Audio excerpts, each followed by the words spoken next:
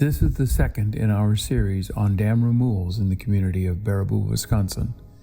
In this video, we interview Mike Palm, the mayor of Baraboo since 2012.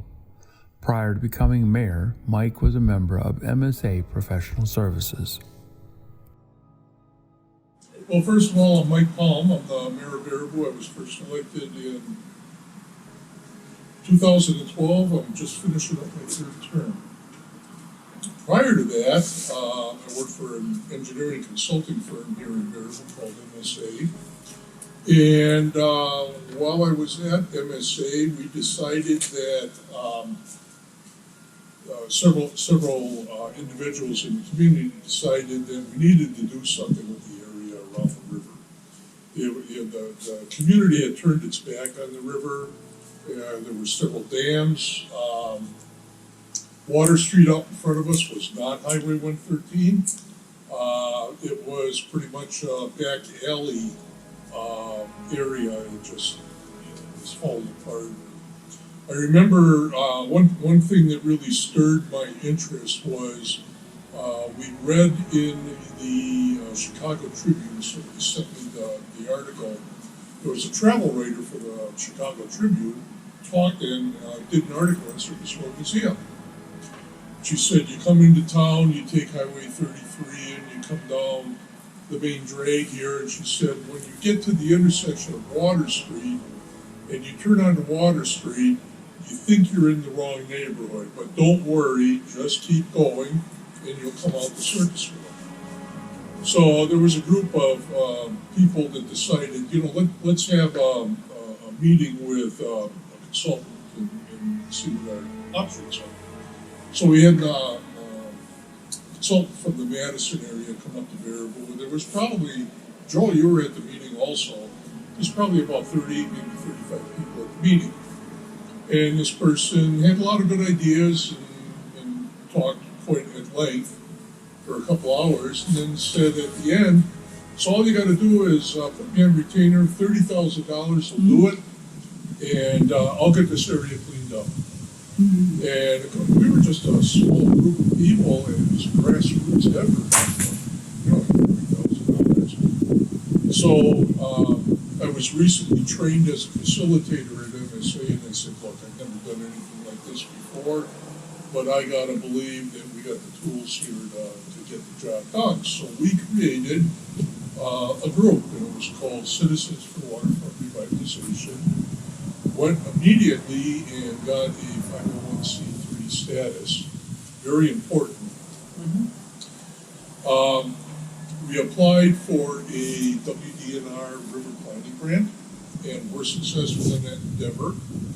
And we hired a consultant to help us read a plan. And so we did that, and along with the consultant, we looked at a couple of different things. River quality, we looked at just the area around the river and what the uses were on it. So right up the road, there was a transfer storage and disposal facility that was run by Veolia.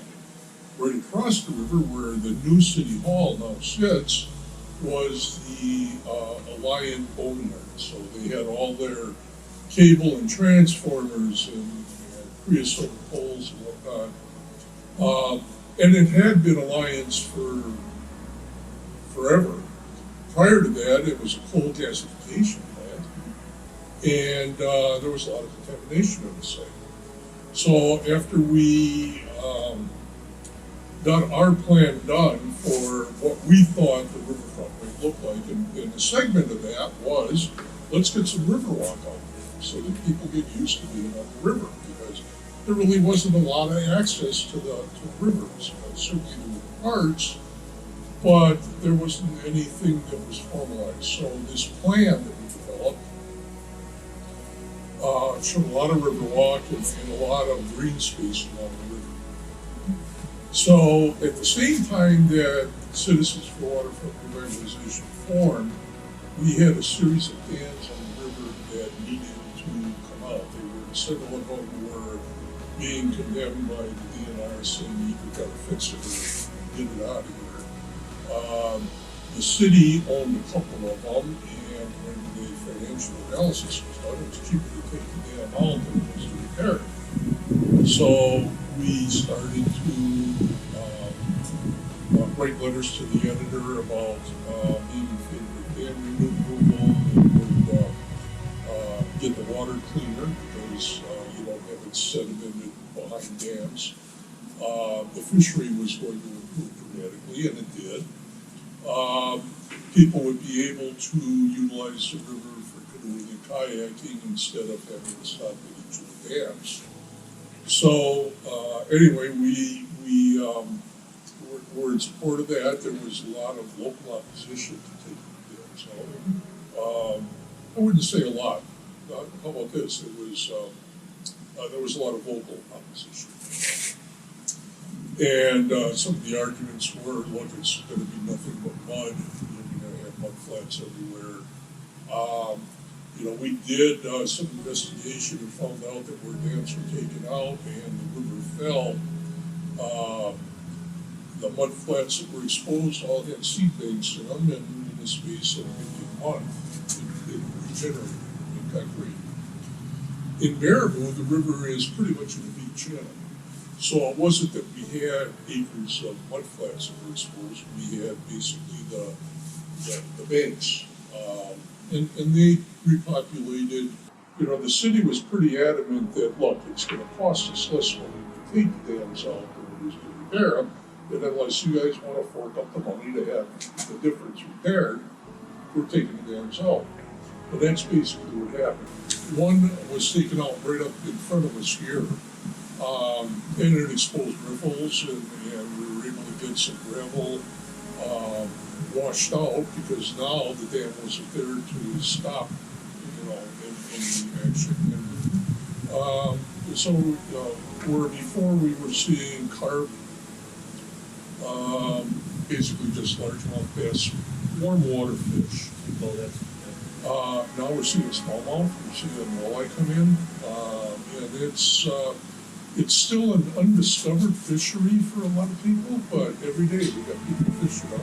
I look up in the window and there's somebody fishing. So basically it was this grassroots group that really formed and coalesced. And then we took once we had our plan done, we took it to the city, we took it to the Kiwanians, we took it to quite a few groups.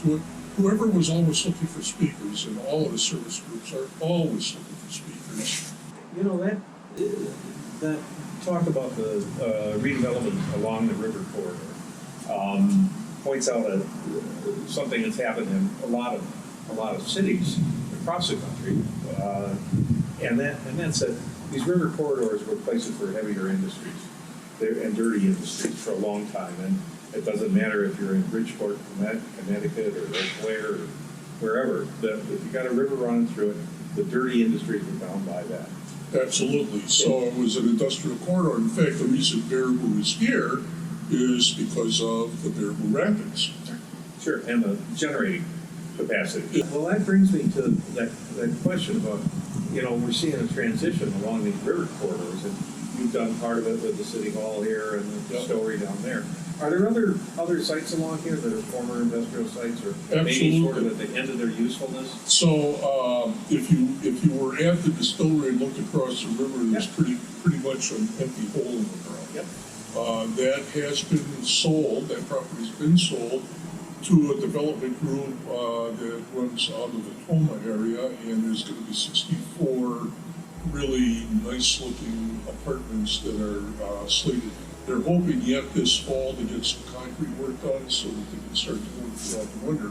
When we talk about reusing some of these dirtier sites, they have to be cleaned up before you can get a development to come in. Is there pretty good grant money available for that? Well, we had PECFA, but then we also found out that there were other contaminants for its use as a co-op, and we had the city we created a TID, a redevelopment TID, and dug out the poor soils, the bad soils, and that's when we were able to get developers to start coming in. look at it, they weren't gonna look at it. So, Yeah. so the city had to step up to the plate, bear the brunt of, the cleanup costs, and it did. Yeah. And that's how we got it ready for Have you analyzed in any way what the attraction of the river does for bringing outside dollars into the community? We haven't done a specific study on it. I mean, it's common sense. If we had, what was the name, Randy Alexander came to Baraboo. He's a developer, but he's got very good looks. And we asked Randy back at the time when Veolia was still here, when the Alliant property was here, what do we need to do to get the property ready? And he pretty well echoed that we need to make it attractive. Once you get the sites cleaned up, people will come and developers will come. But they're not gonna come in the state that it's in. There's just too much work that needs to be done. You mean with the dirty sites and before the river was free flowing? Probably at the time that it became free flow. Yeah. It was right around that same era. But it was the dirty site. This gazebo that we're sitting in was the icon for Citizens for Waterfront Revitalization. We had kind of a gazebo. We've always wanted to see a gazebo down there. And we had a local business that said, we'll come in and do this for you. I'd like to talk a little bit more about that initial plan that we did, the Baraboo Rapids strategic plan that was done by Citizens for Waterfront Revitalization Planning Grant. And on there again, we talked about river walks. We wanted to get the public down to the river. Just this year, one of the items that were on the plan was the Riverwalk Bridge across the river to connect the north and south side of the river and create a walking route. You've probably been on it already, but that actually, the first time that appeared on a drawing was part of the River Rapids strategic plan. Oh, So okay. for Waterfront Revitalization. We talked a little bit about potential businesses along the river. Is there a way to connect the main square businesses to get them to turn a little bit more down toward the river? Absolutely. So there was a couple of projects that we did. One of them was the Ice Age Trail. So when we started doing our Riverwalk, it caught the attention of the Ice Age Trail people. And it isn't just about trails. When they're invested in a community, they wanted to also focus on the history of the community. Obviously, with Circus World Museum, having the trail pass right in front of Circus World, I mean, it's giving. I mean, everybody wanted to do that. But the Ice Age Trail people thought, let's do a downtown loop segment. So it leaves the Riverwalk over on Ash, it goes up around the Courthouse Square, and then comes down Broadway and connects it right on the other side of the Broadway Bridge. Oh, okay. So we got that accomplished, and the Ice Age Trail people that walk the Ice Age Trail, some of them prefer just to stay on the Riverwalk. Some want to come and visit downtown. So, What do you see about opportunities to encourage more businesses to look toward the river? well, obviously, with the very first one that we got was the school. But we also felt that there weren't a lot of people living on the river.